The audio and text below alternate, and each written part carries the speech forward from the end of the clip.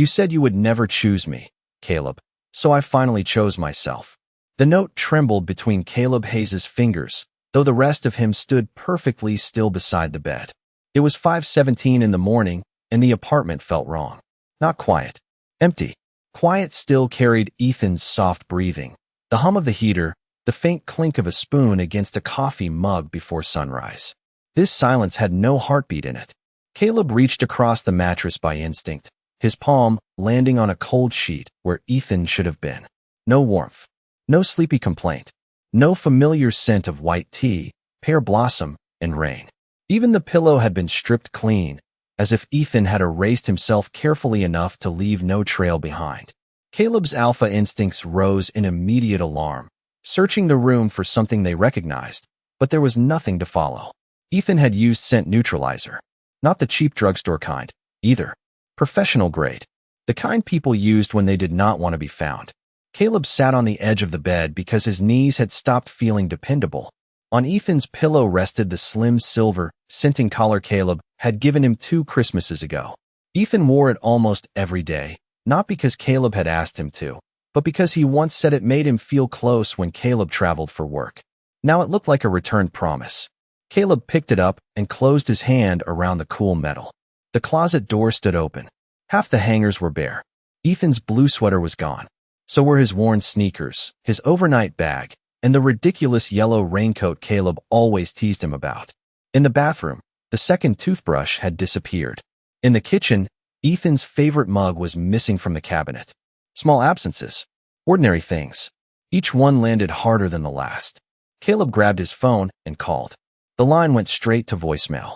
He called again, then a third time, because repetition felt easier than understanding. Ethan, he said after the tone, his voice rough and unfamiliar. Call me back. Please. The word please seemed too small for the panic tightening around his ribs. He checked the front desk, the parking garage, the building cameras. Ethan had left at 2:43 a.m. carrying 1 suitcase and a cardboard box. He had paused outside the lobby doors for 6 full seconds, looking back toward the elevator as if some part of him had hoped Caleb would appear. Caleb watched that moment twice, then 5 times. Ethan had waited. Caleb had slept. Back upstairs, he found the spare key on the kitchen counter beneath a second envelope. Inside was a copy of their domestic partnership termination form, already signed and dated 3 weeks earlier. 3 weeks. Ethan had been planning to leave while making breakfast, folding Caleb's shirts, and smiling across the dinner table. Caleb stared at the date until the numbers blurred. He had thought Ethan was safe beside him. He had thought refusing the mark would protect him. He had never considered that safety, without truth, could feel exactly like rejection. At the bottom of the page, beneath Ethan's careful signature, was one final handwritten line. You kept your vow. Now I'm keeping mine. Caleb looked toward the bedroom, toward the cold, empty side of the bed, and understood with terrifying clarity that Ethan had not vanished overnight. He had been leaving for weeks, one unanswered question at a time. 72 hours earlier, Ethan Miller stood before the bedroom mirror and tried to convince himself that hope did not make a man foolish. The charcoal suit Caleb had chosen fit him perfectly, clean through the shoulders and narrow at the waist, but Ethan barely noticed. His attention kept drifting to the small velvet box hidden inside his coat pocket. 2 simple silver rings rested inside, each engraved with the same word, chosen. Not owned, not claimed, chosen. Caleb had never promised him a formal bond, but tonight was the Silver Pine succession ceremony, and Ethan had allowed himself to imagine that things might change. For nearly 3 years, they had built a life out of ordinary tenderness. Caleb remembered how Ethan took his coffee. Ethan kept the hallway light on when Caleb worked late. They shared grocery lists, holidays, bad television, and quiet Sunday mornings. Surely that meant something. Surely love could eventually become courage. When Caleb appeared in the doorway, he looked composed in a midnight blue suit, his dark hair neatly styled and his expression unreadable. His scent, cedarwood and cold rain, settled Ethan's nerves as it always did. You look beautiful, Caleb said softly. Ethan smiled. You look terrified. I am attending a ceremony with 200 people who believe tradition is a personality. The joke was dry, almost convincing, but Caleb did not smile. Instead, he adjusted Ethan's tie with careful fingers, then let his hand fall away too quickly. Ethan felt the distance and ignored it. The Silver Pine estate stood 40 miles outside Seattle, surrounded by tall fir trees and strings of warm white lights. Inside, pack leaders, attorneys, and wealthy donors filled the ballroom with polished conversation. Ethan stayed beside Caleb while strangers studied the unmarked skin above his collar. Some offered polite smiles. Others did not bother hiding their judgment. Near the end of the ceremony, Caleb's father stepped onto the raised platform and called them forward. Richard Hayes wore authority like another layer of clothing. A future pack leader must demonstrate stability, he announced. Caleb, tonight you may formally mark your Omega and complete your succession. The room went silent. Ethan's heart struck once, hard enough to steal his breath. He turned toward Caleb, one hand slipping into his coat pocket, touching the velvet box. This was the moment he had imagined. Not the public spectacle, perhaps, but the choice. The certainty. Caleb's face changed when he looked at him. There was love there. Ethan was sure of it. There was also fear. Caleb stepped closer to the microphone. Ethan is not an obligation, he said. A murmur moved through the room. Richard's expression tightened. Then make your intention clear. Caleb's jaw tensed. His voice, when it came, was calm enough to break Ethan's heart cleanly. I will never mark him. The velvet box slipped from Ethan's fingers inside his pocket. He caught it before it fell, but the tiny metal hinge clicked sharply. Caleb heard it. Their eyes met. Ethan waited for an explanation, a private signal, anything that might soften the sentence. Nothing came. Richard continued speaking, but Ethan no longer understood the words. Applause rose around them, distant and meaningless. He smiled because too many people were watching. He stood beside Caleb because leaving would become gossip. Only when the ceremony ended did he walk toward the exit alone. Behind him, Caleb said his name once. Ethan paused beneath the ballroom lights, waiting for footsteps that never came. After 6 seconds, he opened the door and stepped into the cold night, still holding 2 rings meant for a future Caleb had just denied. The drive back to Seattle lasted 47 minutes, and Caleb did not speak once. Rain traced silver lines across the windshield while the city lights blurred beyond the glass. Ethan sat with both hands folded over the velvet box in his coat pocket, holding it so tightly that the corners pressed into his palm. Caleb glanced at him twice. Each time, Ethan turned toward the window. He had spent years learning Caleb's silences. There was the thoughtful silence he wore while reading, the tired silence that followed a difficult day, the comfortable silence they shared over breakfast.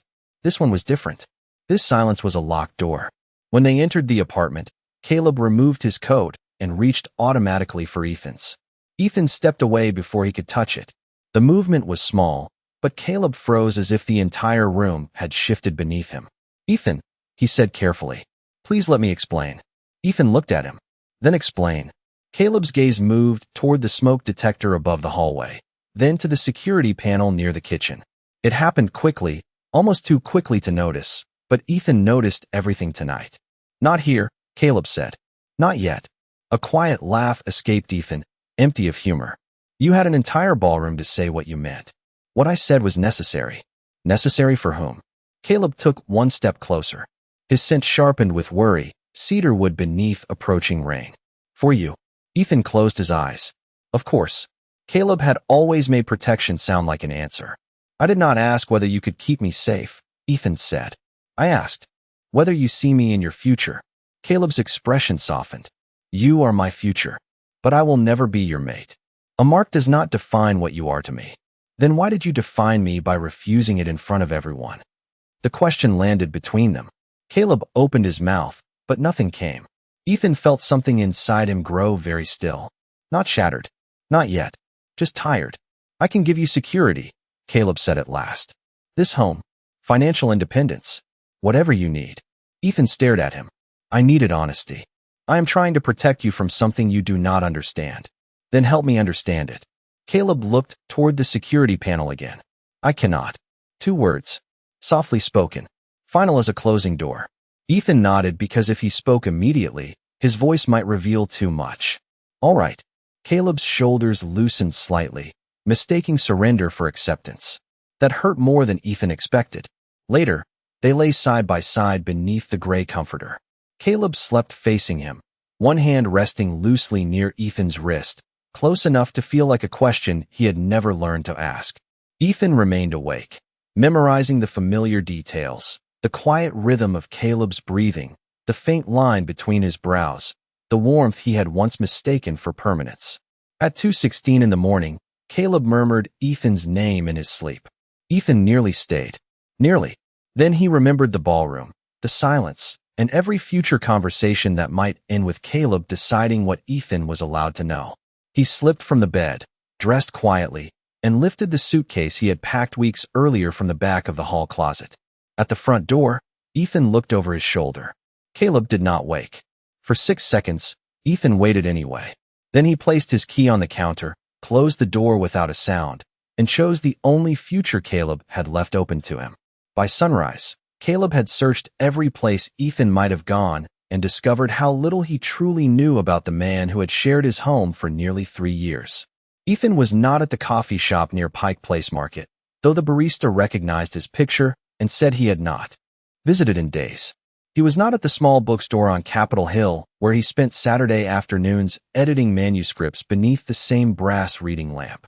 He was not with his former coworker, not at the waterfront, and not sitting in the quiet corner of the public library where Caleb had first told him that he was loved. Every familiar place held a version of Ethan, but not Ethan himself. Caleb returned to the apartment shortly after 9, carrying the cold silence with him. His instincts demanded that he follow Ethan's scent, yet the professional neutralizer had reduced every trace to something faint and useless. Ethan had made his message clear. Caleb would not find him as an alpha tracking an Omega. He would have to find him as a man who should have paid attention. Caleb opened the desk drawer where Ethan kept receipts, appointment cards, and folded notes that seemed meaningless until they became the only map left behind. A train schedule lay beneath an old grocery list. Portland had been circled in blue ink.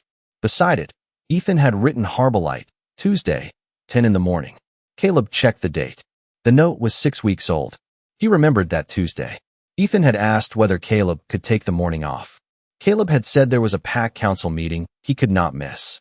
Ethan had smiled and told him it was nothing important. Caleb had believed him. 2 hours later, he was driving south on Interstate 5 beneath a sky the color of wet concrete. The trip took nearly 3 hours, slowed by morning traffic and steady rain.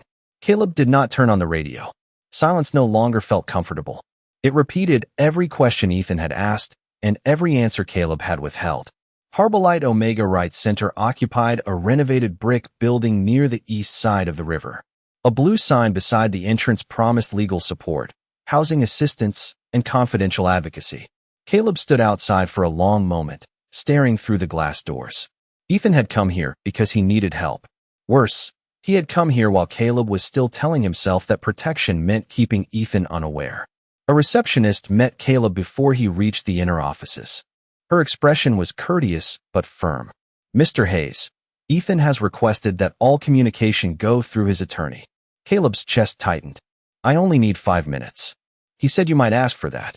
She placed a sealed envelope on the counter.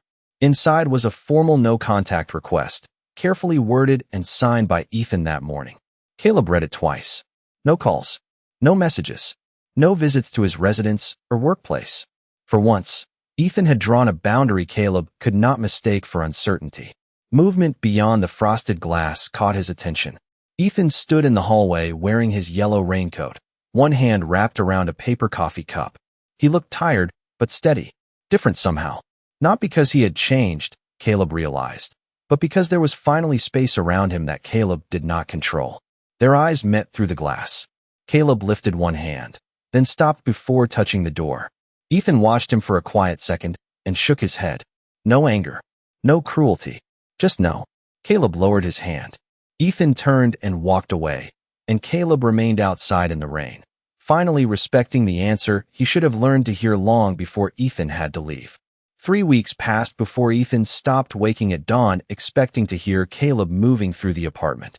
His new place was smaller, a one-bedroom above a bakery in southeast Portland, where the mornings smelled like cinnamon instead of cedarwood.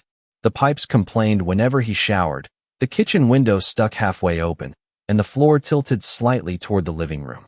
Ethan loved every imperfect inch of it because every key, bill, and decision belonged to him. At Heartbreak, he spent his days editing legal statements for Omega's challenging restrictive pack laws. The work was difficult, but it gave shape to the anger he had carried quietly for years. He learned that independence was not the absence of grief. It was making breakfast while grieving. It was answering emails, paying rent, and laughing with coworkers even when one familiar scent in a crowded elevator could still make his heart stumble. Caleb respected the no-contact request. No calls appeared after midnight. No flowers arrived with apologies hidden between the petals. He did not wait outside Ethan's building or ask mutual friends to intervene. His silence hurt, but it also felt different from before. This time, it was not a wall. It was a boundary being honored. Then Heartbreak's senior attorney, Marissa Cole, placed a thick envelope on Ethan's desk. "This came through Mr. Hayes' legal counsel," she said. "No personal message. Only documents relevant to our Silver Pine case." Ethan stared at Caleb's name on the delivery form. Part of him wanted to push the envelope away. Another part remembered the fear in Caleb's eyes at the ceremony, the glance toward the security system, and the answer he had refused to give. Ethan opened it. Inside were meeting minutes, property records, medical authorization forms, and private amendments to the Silver Pine succession charter. Caleb had provided enough evidence to challenge rules that had controlled bonded Omegas for generations. He had also signed away his right to stop Heartbreak from using the documents publicly. No conditions. No request for forgiveness. No promise that Ethan would return. For the first time, Caleb had given him information without deciding what Ethan should do with it. Ethan read until the office lights dimmed automatically around him. Near the bottom of the final folder, he found a contract labeled Proposed Consort Agreement. His own name appeared on the first page. Ethan's hands went cold. The document had been drafted 4 years earlier, nearly 12 months before he and Caleb had met at a charity auction in Seattle. It listed the financial value of his family background, his medical history, and his predicted compatibility with the future Silver Pine leader. Someone had studied him before Caleb ever introduced himself. Marissa leaned over his shoulder, her expression tightening as she reached the final clause. Upon completion of a formal mark, all residential, medical, and reproductive decisions concerning Ethan Miller would transfer to the Silver Pine Council. Ethan read the sentence again, then once more, because understanding it felt impossible. Caleb had not refused the mark because Ethan was unwanted. He had refused because the moment he chose Ethan publicly, the pack would claim everything else. But beneath the contract was a handwritten note in Caleb's unmistakable script, dated 2 months before their first meeting. "I will accept the succession under one condition. Ethan Miller is never to be approached." Ethan stared at the words until his vision blurred, realizing the question was no longer whether Caleb had loved him. The question was why Caleb had known his name before they had ever met. Ethan requested the meeting through Heartbreak the next morning. Caleb arrived 10 minutes early and waited in a glass conference room with Marissa seated between them, his hands folded on the table, as if even reaching toward Ethan required permission. 3 weeks had changed him. The expensive suit remained, but the certainty was gone. He looked like a man who had finally discovered that control and strength were not the same thing. Ethan placed the contract between them. "Why was my name in your family records before we met?" Caleb stared at the page for a long moment. "Silver Pine maintains a compatibility registry," he said. "The council selected you as a potential consort after your medical information was shared through an old regional database. My father presented the agreement to me 4 years ago. I refused it. You wrote that I was never to be approached." "Yes." "Then you recognized me at the auction." Caleb's silence answered first. "I did." Ethan remembered that night clearly. Caleb had stood alone beside a display of donated paintings, looking uncomfortable beneath the bright ballroom lights. Ethan had made a joke about wealthy people bidding thousands of dollars on art they did not understand. Caleb had laughed. A real laugh. Ethan had believed their meeting was ordinary, accidental, free. "You knew who I was from the beginning," Ethan said. "I knew your name and your photograph. I did not know you." Caleb's voice lowered. "I tried to leave after you introduced yourself. Then you asked whether I wanted coffee because you said I looked like I needed to escape. I should have told you everything that night. But you did not." No, the word carried no defense, only regret. Caleb explained that the succession charter gave the council authority over any Omega formally bonded to the heir. A mark would have allowed Silverpine to control Ethan's residence, healthcare, finances, and public role. Caleb had believed that refusing the bond would keep those powers dormant. He had spent years quietly challenging the charter while hiding the truth from Ethan, convinced that secrecy was protection. Ethan listened until Caleb finished. Then he reached into his bag and removed a thin folder of his own. "I found part of the charter 6 months ago," he said. Caleb looked up sharply. "How?" "Your father's assistant sent a medical authorization form to our apartment by mistake. I followed the document number." Ethan slid his research across the table. Notes, case references, and contact information filled every page. "I was preparing to fight it with you. I was waiting for you to trust me enough to tell me." Caleb's face went still. "Ethan, I never wanted you involved in their world. That was never your choice to make." Ethan's voice did not rise. It did not need to. "You protected me from the council by becoming another person who decided what I could know, where I could stand, and which risks I was allowed to take. You loved me, Caleb. I believe that now. But you did not treat me like an equal." Caleb lowered his eyes. "You are right." No excuse followed. No request for immediate forgiveness. For the first time, he allowed the truth to remain uncomfortable. Marissa's phone vibrated against the table. She read the message, and all warmth left her expression. "Silverpine has filed an emergency petition," she said. Ethan turned toward her. "For what?" Marissa rotated the screen so they could see it. The council claimed Ethan had become scent-dependent during his relationship with Caleb and was therefore unable to make safe decisions without PAC supervision. They were requesting legal authority to return him to the Silverpine estate. Caleb read the final line, then looked at Ethan, but he did not tell him what to do. He asked, "How do you want to fight this?" Ethan closed the contract and met his eyes. "Beside me, not in front of me."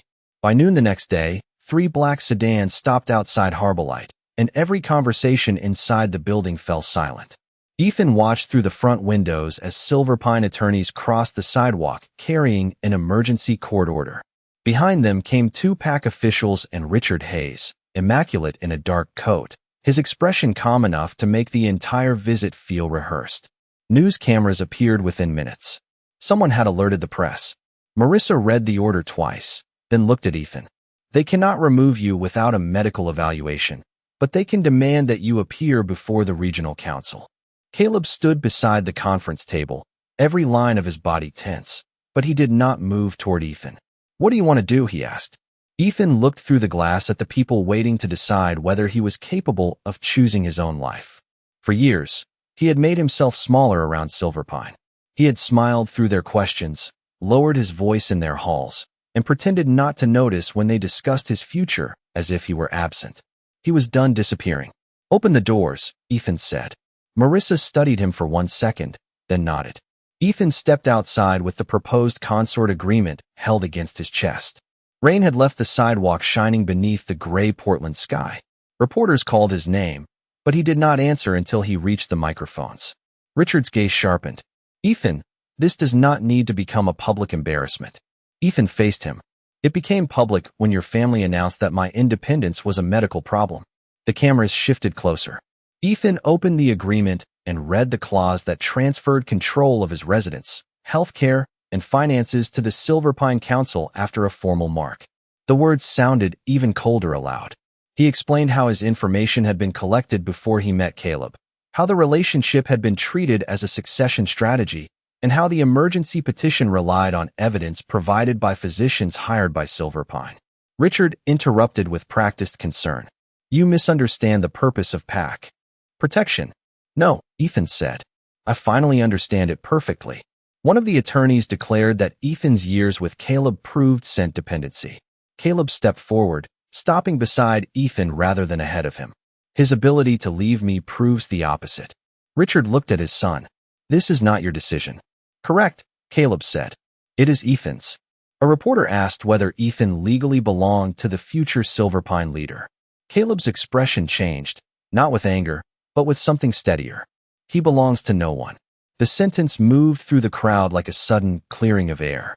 Richard's composure finally cracked. He informed Caleb that the council would convene that evening. If Caleb marked Ethan before the assembled leaders, the petition would be withdrawn and Ethan's place would be recognized under Silverpine authority. If Caleb refused, he would lose the succession, his voting rights, and access to all family holdings. Ethan turned to Caleb. You do not have to answer now. Caleb met his eyes. Yes, I do. That evening, beneath the white lights of the regional council chamber, Ethan stood at the center of a silent room while Caleb approached him. One step, then another. He stopped close enough for Ethan to feel the warmth of his breath near the unmarked skin of his neck. Around them, every leader waited for an act of ownership. Caleb slowly raised his hand, and Ethan realized that no one in the room understood what he was about to choose. Caleb raised his hand, but he did not touch Ethan. Instead, he reached for the silver ring bearing the silver pine crest and slowly removed it from his finger. A murmur passed through the council chamber. Richard Hayes stood at the head table, his expression rigid beneath the white lights. Think carefully, he warned. Without that ring, you lose your place in this family. Caleb looked at the emblem that had shaped every decision of his adult life. The title, the estate, the authority he had once believed could protect the people he loved. Then he placed the ring on the table between them. A place that requires me to take away Ethan's freedom was never mine to inherit. Silence followed. Deep. Absolute. Caleb turned back to Ethan, but he kept a respectful distance between them. I will not mark you to preserve a title, he said. I will not mark you to satisfy this council. I will not ask your body to carry proof of my loyalty when my actions have failed to do that. Ethan felt every eye in the chamber settle on him. Yet Caleb spoke as though they were the only two people present. I thought love meant standing between you and every danger, Caleb continued. I never understood that I had also placed myself between you and the truth. I called it protection because I was afraid to admit it was control. Richard rose from his chair. This performance changes nothing. The petition remains valid. Marissa stepped forward from the public gallery with a folder in her hands. Actually, it changes everything. She submitted Caleb's records, Ethan's contract, and the medical reports showing that Silver Pine's evaluation had been prepared without ever examining Ethan. Heartbreak had also secured statements from other Omegas whose choices had been restricted under the same charter. The council members began reading. Quiet conversations spread across the room. One by one, their certainty gave way to concern. The presiding officer called for an immediate suspension of the emergency petition and ordered an independent review of Silver Pine's bonding policies. No one celebrated. Not yet. But Ethan felt something loosen inside his chest. The decision did not restore what had been lost. It did not erase the ballroom, the hidden contract, or the cold morning when he had left Seattle carrying everything he could fit into one suitcase. It did, however, return the future to the person who should have owned it from the beginning. Him. Caleb remained beside the table, empty hand resting at his side. I have transferred the family records to Heartbreak, he told the council. I have also resigned from every Silver Pine position effective immediately. Richard stared at his son as if he no longer recognized him. Caleb did not look away. When the chamber finally cleared, Ethan found him alone near the exit. Without the crest, Caleb seemed less powerful and more honest. I am not asking you to come back, Caleb said. I know. I am not asking you to forgive me tonight. I know that too. Caleb nodded, accepting the distance without trying to cross it. Ethan studied the man he had loved, the man who had hurt him, and the man who had finally chosen to change without demanding a reward. He reached out and rested his fingertips briefly against Caleb's cheek. Caleb closed his eyes, but he did not lean into the touch. He waited. Ask me again someday, Ethan whispered, when you have learned how to come home without believing you own it. Caleb opened his eyes. I will. Ethan lowered his hand and walked toward the doors. This time, Caleb did not follow. He let Ethan leave freely, and for the first time, that freedom felt less like an ending and more like the beginning of something they might one day deserve.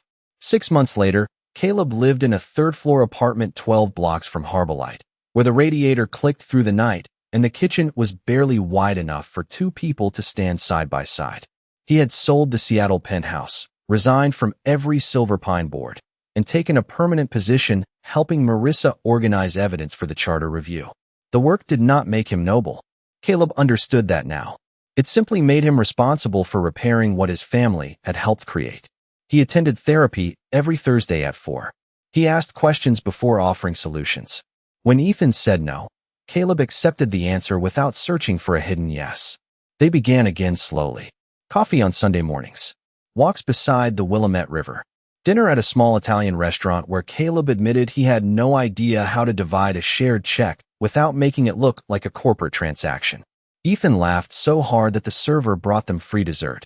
The sound stayed with Caleb for days. Trust returned through ordinary moments. Ethan gave him a spare umbrella, but not a key. He let Caleb carry grocery bags, but not make decisions for him. Some evenings they sat together without speaking, and the silence no longer felt like a locked door because either of them could open it. On the first cold night of December, Ethan arrived at Caleb's apartment wearing the yellow raincoat he had taken from Seattle. He carried a paper bag from the bakery beneath his building and the small velvet box Caleb had last seen at the Silver Pine ceremony. Caleb's breath caught when Ethan placed it on the kitchen table. "I bought these before that night," Ethan said. Inside rested 2 simple silver rings engraved with the word chosen. Caleb did not reach for them. "What are you asking me?" Ethan's expression softened because the question itself was part of the answer. "I'm asking whether you want to build a life with me. No counsel. No contracts. No one deciding what it has to look like."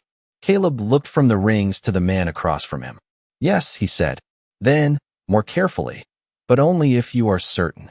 Ethan stepped closer and took Caleb's hand. "I am not choosing you because I need an alpha. I am choosing you because you finally learned how to stand beside me."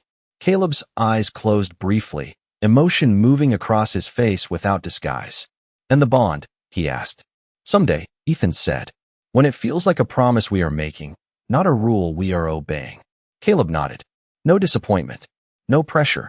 Just acceptance. Ethan smiled and slid one ring onto Caleb's finger. They spent the evening eating cinnamon rolls, arguing over a holiday movie, and laughing when the old radiator made a sound like an offended goose. Nothing about it looked powerful. Nothing needed to. Much later, Caleb woke before sunrise and reached across the bed by instinct. His hand found warmth.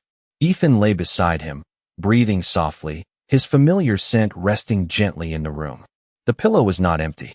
The closet held a yellow raincoat. On the nightstand, 2 silver rings caught the first pale light of morning. Ethan's sleeping hand moved across the blanket until his fingers found Caleb's, then held on without waking. Caleb remained still, afraid even gratitude might disturb the moment. He had once believed love meant keeping Ethan safe, even from the truth. Now he understood that love was simpler and far more difficult. It was honesty. It was patience.